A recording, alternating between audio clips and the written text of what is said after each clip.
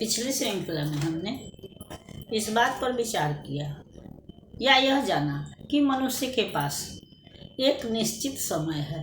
ईश्वर के द्वारा उसको एक निश्चित समय प्राप्त हुआ है।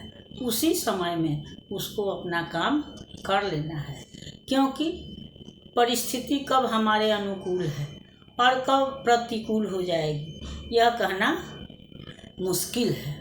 क्योंकि आज जो बड़े बड़े योद्धा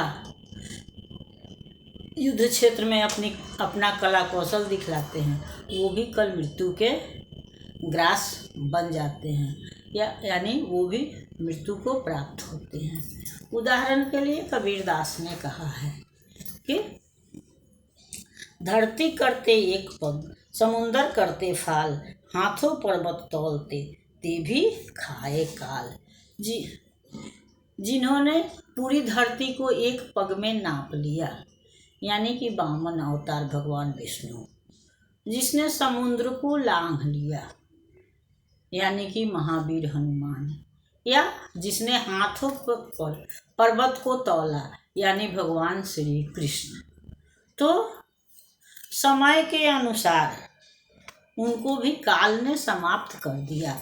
आज भले हनुमान जी दुनिया में जीवित हैं ऐसा माना जाता है, या जीवित हैं, लेकिन फिर भी हम उनका दर्शन नहीं कर सकते हैं। एक निश्चित अवधि के बाद वो हमारी दृष्टि से ओझल अलग अपना अदृश्य हो गए, वो हमारी दुनिया से अलग हो गए।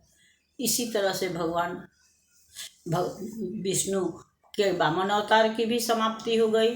भगवान कृष्ण को भी एक निश्चित अवधि के बाद इस मृत्यु लोक से जाना पड़ा या मृत्यु को प्राप्त करना पड़ा, उनकी भी मृत्यु हुई।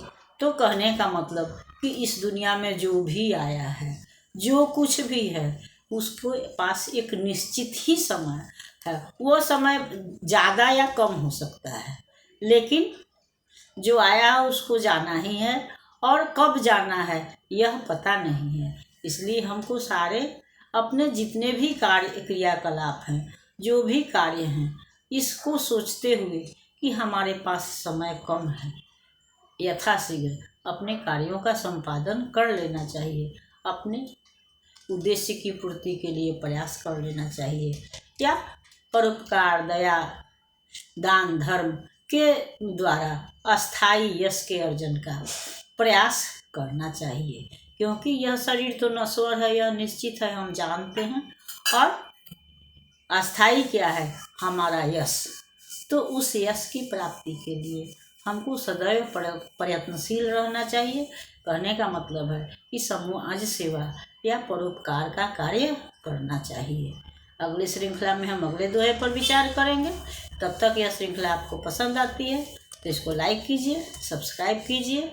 मिलते हैं अगली श्रृंखला में, तब तक के लिए धन्यवाद।